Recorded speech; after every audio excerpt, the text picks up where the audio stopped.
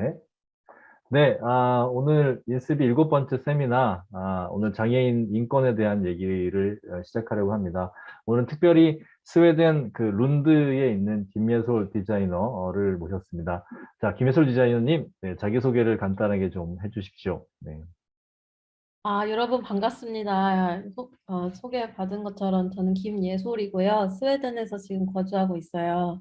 지금 유승권 센터장님과 인연은 제가 서울에서 대학을 다닐 때 어, 따뜻한 동행이라는 사회복지재단에서 일하고 계실 때 제가 그 기관 통해서 휠체어를 기증받았는데요. 그때 팀장님 덕분에 제가 이렇게 좋은 휠체어도 받고 공부할 수 있어서 그거 인연을 계기로 지금까지 어, 지내고 있고 지금 현재 스웨덴에서는 릴라 엘레펀트라는 그 가구 전문 디자인 회사를 만들어서요 운영하고 있고요. 이제 1년밖에 안 된 새내기 창업가입니다.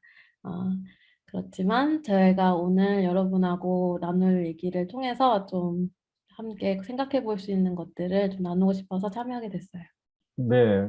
근데 스웨덴 굉장히 먼 나라고, 뭐, TV에서는 많이 봤지만, 실제 가기에 그렇게 선뜻 나서기가 어려운 나라인데, 어떻게 스웨덴을 가게 됐는지 좀 잠깐 말씀해 주시겠어요? 네, 저는 스웨덴 나라를 그냥 이케아의 나라로만 알고 왔고요. 되게 추운 나라라고 생각을 해서 조금 두려웠는데 제가 기업에서 5년 정도 일을 하다가 또 새로운 것들에 대한 갈망이 생겨서 석사 프로그램들을 좀 찾아보다가 스웨덴이란 나라가 이제 영어를 굉장히 잘 사용한다고 듣고 그 석사 프로그램들도 영어로 돼 있다고 해서 지원을 하게 됐어요. 근데 마침 그 스웨덴에 제가 다녔던 룬드 대학교에서 이케아에서 지원하는 장학금을 받게 돼가지고 그런 모든 길들이 열려서 오게 됐고요. 사실 정말로 무엇을 알아서 온 게 아니어서 그런지 더욱더 저한테는 새로운 세상, 그래서 더욱더 신기하고 마음이 떨리는 마음으로 왔습니다. 네. 지금 아까 이제 회사를 창업했다고 했는데 어떤 회사인지 소개 좀 부탁드리겠습니다. 릴라 엘레펀트라고 하는데요. 우리나라 말하면 작은 코끼리라는 뜻이고요. 제가 하고 있는 게 제품 디자인인데, 어, 휠체어를 타는 분들의 생활 환경에 맞춘 가구가 많이 없는 것 같아서 제가 여기에서 스웨덴에 와서 스웨덴은 나무로 된 그런 가구 디자인에 굉장히 많이 앞서 있는데, 의외로 그럼에도 불구하고 그런 다양한 사람들의 삶에 맞추는 가구가 없더라고요. 그래서 제가 시작하게 됐고, 저 혼자 있는 게 아니라 같이 함께 동업을 하는 스웨덴 분과 협업을 해서 작년에 처음으로 제품 콜렉션을 만들었고요. 덕분에 그거 이후로 여러 스웨덴, 한국에서 전시를 하게 되는 이제 기회를 갖게 됐습니다. 네. 어떻게 그 기업 운영은 잘 되고 있나요? 아, 아주 조금씩 네, 조금씩 네. 가고 있습니다. 그런데 네. 다행히도 이런 부분이 많은 사람들이 관심을 갖고 계시더라고요. 점점 더. 그래서 스웨덴에서 최근에 헬싱보리라는 곳에서 초대를 받아서 그 전시도 했고요. 그래서 유일하다는 점이 많이 알려지면 알려질수록 더 저희 렐라 레펜트가 쓸 자리가 있을 것 같아요. 네. 그 스웨덴 하면 툰베리의 나라로 굉장히 유명한데, 그죠? 예, 기후변화 문제를 지금 싸우고 음, 있는, 네, 뭐, 맞, 거의 기후변화의 잔다르크라고 불리는 그 맞습니다. 소녀인데, 어떻게 음, 그렇게 스웨덴은 현재 그런 기후변화 문제라든지 지속 가능성 문제에 관심이 많고, 그런 청소년들이 나서게 되었는지, 그 스웨덴의 지속 가능성에 대한 어떤 인식, 뭐, 지속 가능 기업에 대한 인식, 이런 것들은 좀 어떤가요?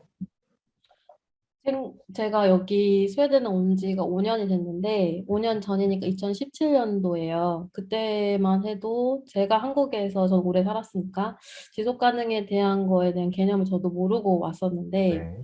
여기 2017년도에 스웨덴은 이미 많은 사람들이 환경 문제를 굉장히 심각하게 생각하고 음. 있더라고요. 그래서 예를 들어서 모든 각 그 실생활에서 환경을 생각해야 된다는 의식들이 있더라고요. 그래서 네, 예를 들어서 분리수거 같은 경우는 너무 철저하고, 네, 예를 들어 그 그레타 그 청소년 친구 덕분에 많은 그 인식의 변화에 아주 큰 계기가 됐던 것 같아요. 스웨덴에서는 그레타가 거의 신급이에요. 마리아, 어, 성모 마리아 정도의 인기를 갖고 있고 굉장히 존경을 갖고 있거든요.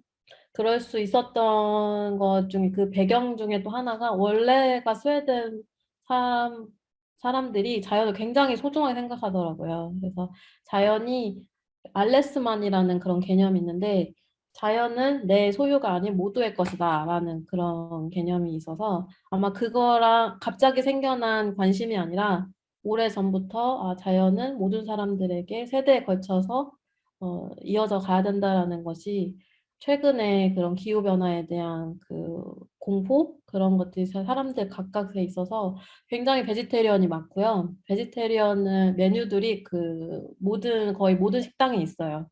그래서 실생활에서 환경을 생각하는 게 그렇게 어려운 일이 아니고 사람들한테 인식들이 굉장히 당연히 그렇게 해야지라고 하는 그런 의식들이 굉장히 저도 많이 배울 점이 있었어요. 네. 아니, 항공 여행도 잘 안 다닌다는 이런 얘기가 있던데, 진짠가요? 네, 맞아요. 물론 여전히 스웨덴이 이제 이렇게 다른 유럽 나라 갈 때 많은 분들이 항공을 이용을 하지만 사람들에게서 이러한 문화가 있어요. 기차를 타고 가는 게 더 쿨하다, 더 멋있다. 왜냐면 기차를 타는 게 더 탄소 배출을 이렇게 떨어뜨리는 거니까.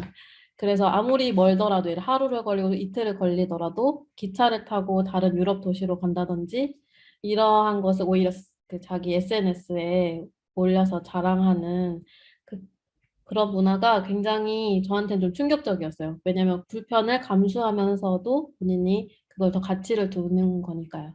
네, 아니, 방금 전에 얘기한 그 음, 불편을 감수한다는 말이 되게 중요한 것 같아요. 이게 지속 가능성을 추구한다면서 내가 편리한 것들도 다 맞아요. 취하고, 그 다음에 음, 그 지속 가능성도 같이 가는 건, 그거는 좀 어려운 것 같아요. 뭔가 맞아요. 내가 지속 가능성을 추구하기 위해서는 불편을 감수해야 되는 점인 것 같은데, 오늘은 이제 유니버셜 디자인, 유니버셜 서비스에 대한 이야기를 좀 저희가 부탁드렸습니다. 그래서 지금부터 이 우리 김예솔 대표님이시죠? 작은 코끼리의 대표님이신 김예솔 대표님께서 본인이 직접 또 휠체어를 탄 장애인 분이시고 하시니까 본인의 당사자의 입장에서 이 유럽의 유니버셜 디자인에 대한 이야기들을 소개를 좀 부탁드리겠습니다.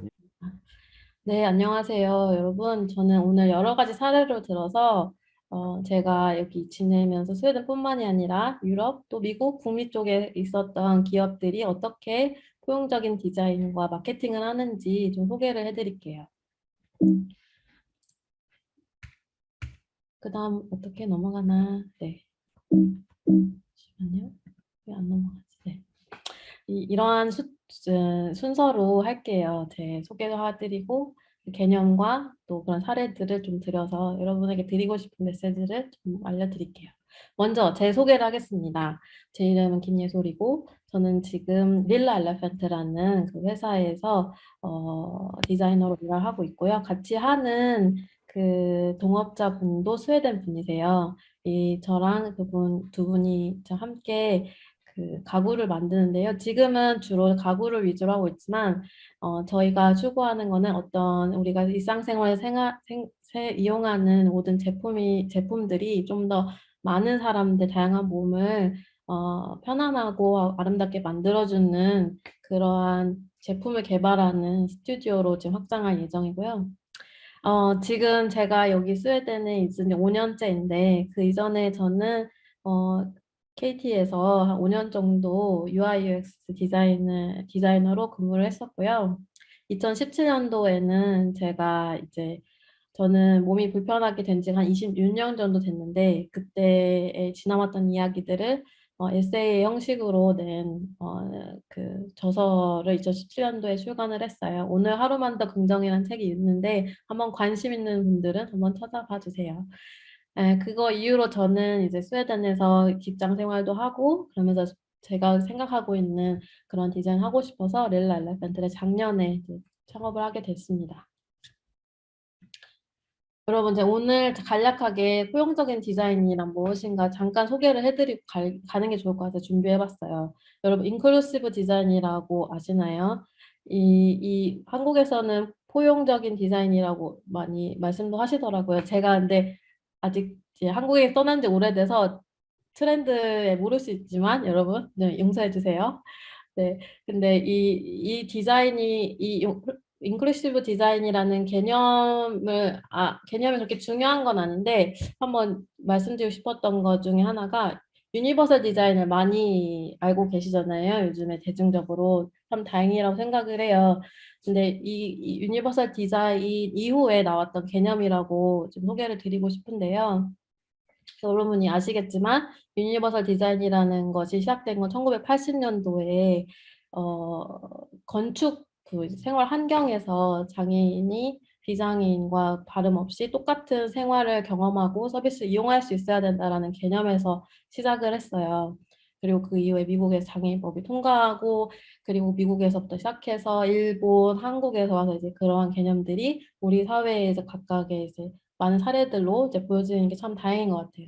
그런데 2000년대 와서 영국에서 이런 유니버설 디자인인 것 매우 유사하지만 조금 더 다른 그런 개념이 들어왔어요. 이게 뭐냐면 어떻게 다르냐면 쉽게 말씀드리면 유니버설 디자인의 이는 한 가지의 솔루션이 모든 사람, 가능한 많은 사람들을 포함할 수 있어야 된다라는 것을 추구하고 있어요. 예를 들어서 엘리베이터를 할 수 있겠죠. 25층짜리 건물이 있다고 하면 우리 모두 다 엘리베이터를 이용하겠죠.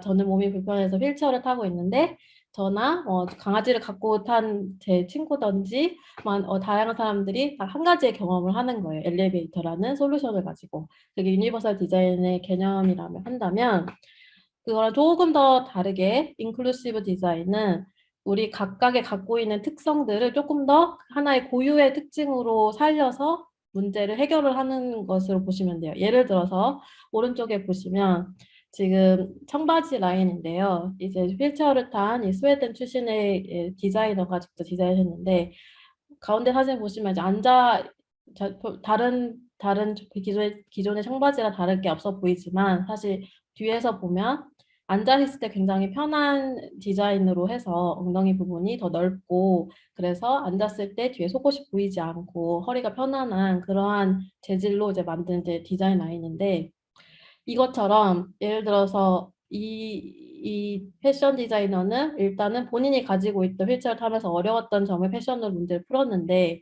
이러한 디자인이 많은 사람들한테도 혜택이 되는 결과로 이제 갔던 거죠. 그러나 많은 사람들 예를 들어서 모든 사람이 이러한 청바지가 필요한 건 아니죠. 그래서 현대인들 많이 앉아 있는 분들에게도 이러한 패션이 있을 수 있다라는 한 가지의 방법을 더욱더 제시했다는 점에서 인클루시브 디자인은 유니버설 디자인과 좀 다르게 각각 그 모든 장애가 있든 어떤 다른 인종이나 문화 배경이 있든 그런 것들을 하나의 고유의 색깔로 그 다양성을 축하한다고 할까요? 그러한 디자인의 개념을 좀 더 범위가 더 넓다고 보시면 될 것 같습니다. 그래서 제가 오늘 주제를 포용적인 디자인이라고 설명을 드리고 싶었어요.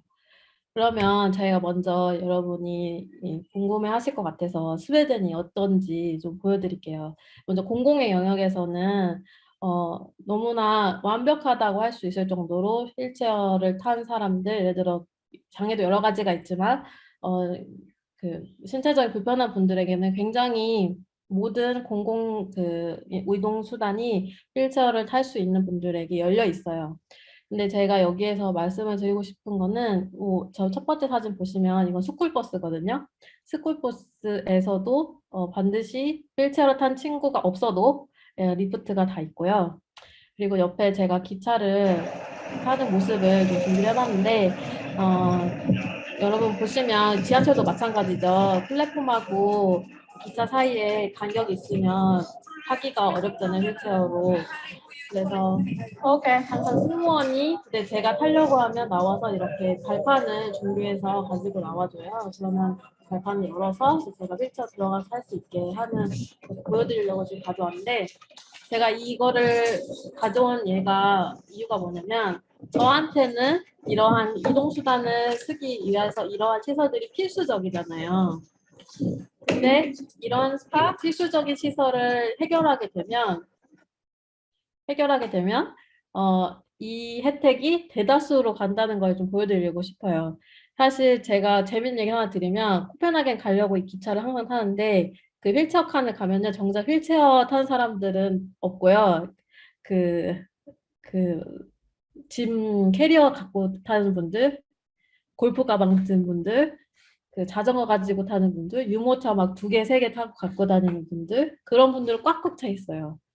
그러니까 그 말을 다시 생각하면 처음에 스웨덴에서도 이러한 필수적인 것들 편의시설을 당연히 위해서 만들었겠지만 그것들이 사실은 비용이라고 생각하지 않고 우리가 보통 장애인을 위한 어떤 시설 만들 때 복지 비용이고 비용이 든다라고 생각하지만 사실 시간이 지나서 보니 현대의 사람들은 늘 편한 것을 추구하니까 각자 장애가 없어도 본인이 가지고 있는 그런 이동수단을 갖고 타고 그럴 수 있는 공간을 만들어서 많은 사람들에게 그 혜택이 돌아간다는 점을 조금 설명해 드리고 싶어서 예시를 가져왔습니다.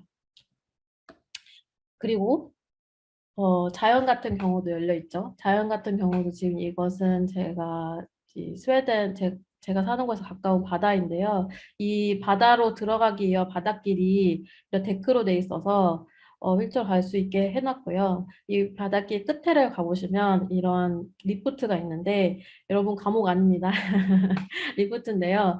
여기를 열어보시면은 휠체어가 하나 있어요. 근데 바다에 들어가도 되는 공용의 휠체어가 있는데 여기를 타고 제가 이제 바다로 내려갈 수 있는 이제 엘리베이터인 거예요. 그래서 이러한 것들이 특별한 곳에만 있는 게 아니라 그 모든 시민을 위한 어떤 해수욕장을 개발할 때 이러한 것들을 항상 고려가 돼 있고 준비가 돼 있어요. 그래서 다 모든 게 무상이고 필요에 따라서 사람들에게 특별한 도움을 필요 없이 저처럼 몸이 불편한 분들도 이제 사용할 수 있게 했다는 점이 좀 더 놀랍더라고요. 그리고 그 다음 이후 여러분 스웨덴 하면 또 생각하시는 게 또 자연이고 울창한 숲이고 노르웨이 숲 막 이런 이미지가 있으시잖아요. 스웨덴에도 정말 아름다운 숲들이 많아요. 저도 여기서 그 스웨덴에서 살아가는 즐거움 중에 하나가 이러한 숲을 가보는 건데요.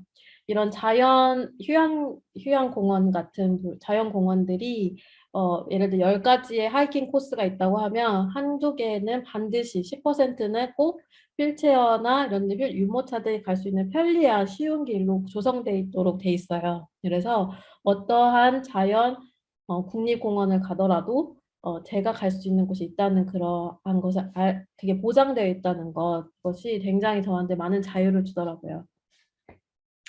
그리고 그 다음에 그럼에도 불구하고 앞서 말했듯이 여러 가지 편의시설이 정말 우수하지만 그럼에도 여전히 스웨덴도 그 모든 것들이 이렇게 다 장애인 접근성이 훌륭한 것은 아니기 때문에 최근에 스웨덴의 말메라는 도시가 있는데요. 한 32만 명 정도 되는 도시예요. 이 도시에서 만든 그 앱인데요. 우리나라로 하면 장애인 접근성 지도 앱이라고 할 수 있는데 이 앱에 제가 이제 이 프로젝트에 참여하게 돼서 저도 알게 된 것은 스웨덴 같은 경우는 이렇게 장애인을 위한 그런 여러 가지 편의시설이 공공장소에 있는 것은 반드시 되어야 하지만 사적인 영역에서 예를 들어서 그 카페나 이런 곳이 오래된 곳이면 앞에 계단 같은 곳이 있을 수 있는데 그것을 꼭 개선해야 될 의무는 없다고 하더라고요. 그래서 스웨덴이지만 이렇게 장애인이 갈 수 있는 곳과 갈 수 없는 곳에 대한 정보가 알 수 없는 부분이 많아서 이 지도 앱을 가지고 사람들이 어떻게 하면 잘 가는 곳이 휠체어 가기 편한지, 시각장애인 견을 가지고 갈 수 있는지, 뭐 그러한 정보를 제공하는 앱을 작년에 출시하게 됐고요. 이 말메시가 사실 스웨덴에서 처음으로 이러한 것을 만들어서 이걸 계기로 다른 도시, 스톡홀름, 다른 스웨덴의 큰 도시들에서 관심을 보이고 있는 서비스입니다. 그리고 한 가지, 이거는 장애랑 관련이 조금 없지만 여러분 요즘에는 우리나라에서도 젠더 이슈가 많이 있죠. 그리고 남녀를 이렇게 구분하는 그러한 것들이 있는데 제가 여기 와서 많이 놀랬던 게 하나가 스웨덴은 남녀 구분이 없는 화장실이 굉장히 많아요. 그래서 그 말은 뭐냐면 남자, 여자 다 쓸 수 있는 공용 화장실이 여러 가지가 있어요. 그래서 저는 그게 처음에는 어디로 가야 되지? 생각을 했었거든요. 근데 지금은 이제 자연스럽게 됐어요. 왜 이렇게 됐냐면 스웨덴 같은 경우는 이제 남자 여자에 대한 평등, 그래서 성평등, 그리고 남자 여자라고 구분짓지 않는 사람들에 대한 권리도 생각을 해야 된다라는 그런 사회 의식이 있어서 예를 들어 지금 같은 제가 이거 찍은 사진인데 제가 가는 수영장에 있는 그 탈의실의 사진이에요. 여기 보시면 changing room for all gender and no gender. 그래서 어떠한 성이 있는 분이든 성이 없다고 말하는 분들도 모두 다 사용할 수 있는 그러한 탈의실이 있다는 거, 그런 게 이제 굉장히 인클루시비티, 많은 사람들을 포용하고 있다는 것을 보여드리려고 제 사례를 가져왔습니다. 그럼 공공의학에서는 모두를 위해서라고 생각할 수 있는데 어떤 기업에서는 왜 우리가 이런 장애인에 대한 니즈를 생각해야 되는가 좀 생각을 해보려고 해요.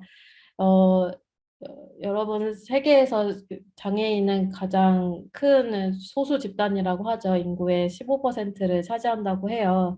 유럽만 보면 1억 2천 명이 장애인이라고 하는데 북유럽만 경우로 보면 250만 명, 한국의 장애인의 수와 비슷해요. 북유럽 하면 어, 덴마크, 핀란드, 스웨덴, 노르웨이 이렇게 하는데 그 네 나라의 총 장애인의 수와 우리나라의 장애인 수가 비슷하죠. 근데 여기서 주목을 해야 되는 유럽이나 북미 같은 경우는 우리나라 할 때 부자 나라라고 하잖아요. 그래서 이 장애인을 도와줘야 될 어떤 대상이라기보다는 하나의 시장으로 보게 되고 점점 기업들이 이 시장의 가치를 좀 더 생각해서 이 사람들을 위한 서비스를 만드는 데 굉장히 관심을 많이 보이고 있거든요. 이미 그러한 사례들이 계속 보이고 있어요. 그 다음에 보여드릴 텐데요.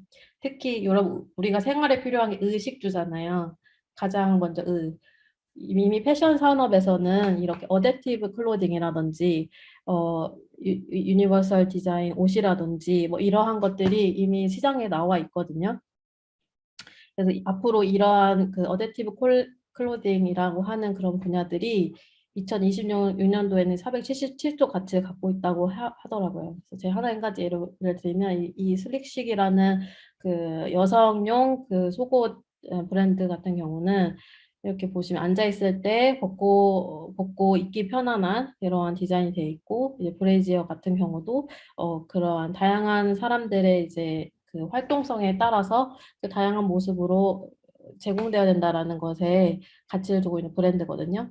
또 이뿐만이 아니라 또 다른 브랜드인데 이제 프랑스 출신의 CEO가 이제 창업을 하게 됐고요. 보시는 것처럼 앞에서 이렇게 열고 손에 힘이 많이 부족한 사람이어도 입고 벗기 편리할 수 있도록 디자인이 된 라인을 이제 자체 제작해서 이제 이 시장도 이제 지금 커지고 있다고 합니다. 그래서 이렇게 이러한 예가 있고 또 아까 앞서 인클루시브 디자인 설명할 때 제가 말씀드렸던 것처럼 청바지 같은 경우에서도 이건 스웨덴의 예시고요. 이미 많이 아시는 분도 있으실 텐데 제일 모직에서는 아티스트라는 이런 브랜드를 만들 사회공헌의 차원에서 이제 시작을 했지만 이제 좀 더 그 시장을 확장해서 오로지 장애인뿐만이 아니라 앉아 있는 사람들에게 편리한 쪽에 마케팅을 하시는 것 같아서 이제 좋은 사례로 가지고 왔습니다. 그리고 이제 2021년 작년이죠. 이제 나이키에서 처음으로 이러한 벗고 신기 편리한 손이 필요 없이 벗고 신기 편한 운동화를 출시를 했어요. 이러한 디자인 같은 경우는 사실 저는 이제 다리에 힘이 없기 때문에 운동화를 신을 때 조금 애로사항이 많이 있거든요.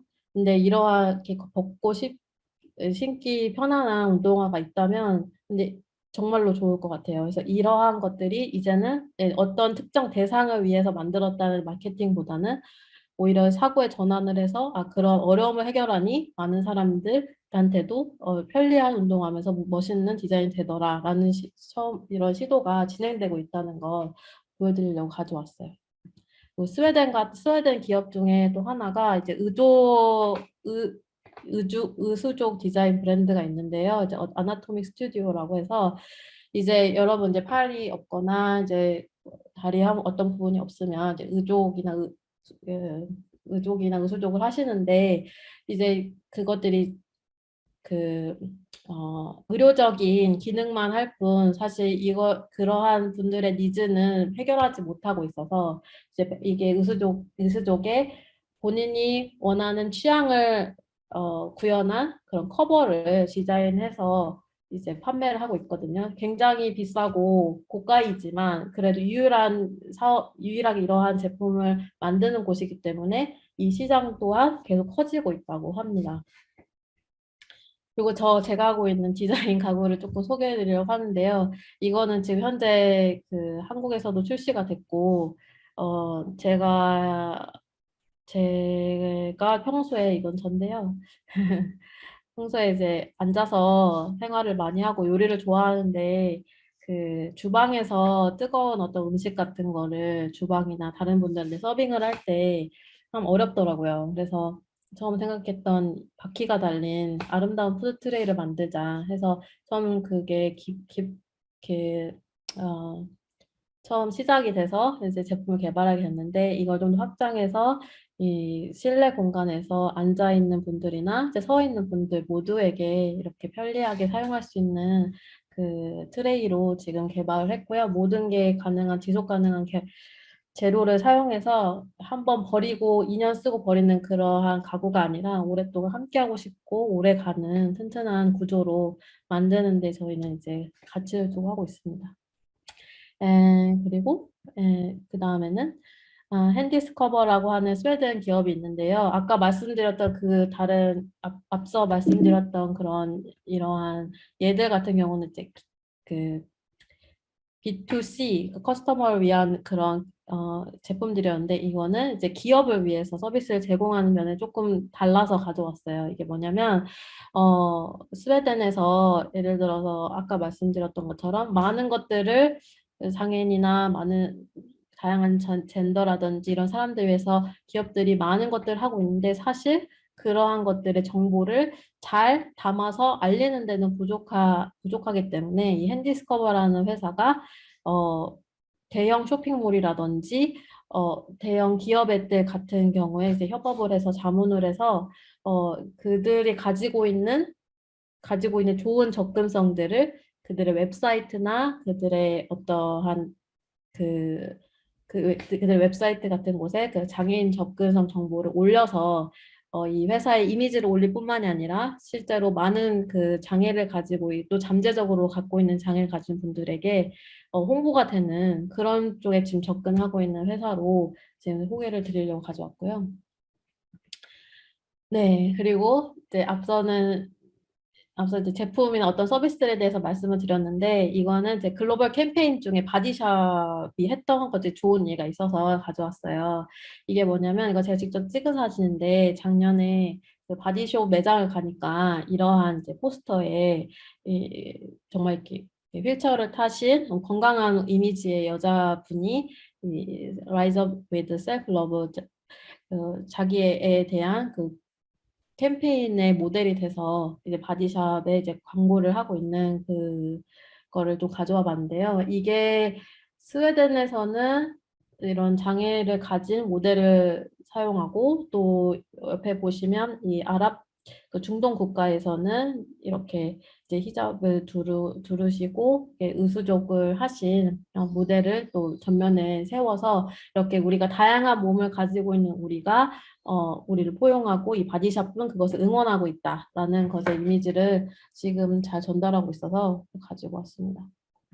이러한 움직임은 사실 굉장히 여러 군데에서 진행되고 있는데 그 중에 하나가 여러분 세서미 스트리트 아시죠? 미국의 공영방송에서 이제 2020년도에 이 엘모랑 그 쿠키몬스터랑 친구로 휠체어 탄 아미라라는 캐릭터가 개발이 돼서 굉장히 이 커뮤니티, 특히 장애를 가진 어머니들 그 커뮤니티 굉장히 인기가 많았어요. 그래서 그거를 예를 들어서 보여드리고 싶었고, 사실 이러한 예가 사실 최근만이 아니고 사실 이미 1990년도에 이 세서미 스트리트 하나의 에피소드 중에서는 이렇게 장애를 가진 어린이들을 출연을 하게 해서 우리가 장애인을 가진 어린 아이들이 먼 곳에 있는 게 아니라 우리 하나의 공동체의 한 명이라는 것을 자연스럽게 아이들이 알 수 있도록 하는데 이미 이런 사례가 있다는 거를 보여드리려고 가져왔어요.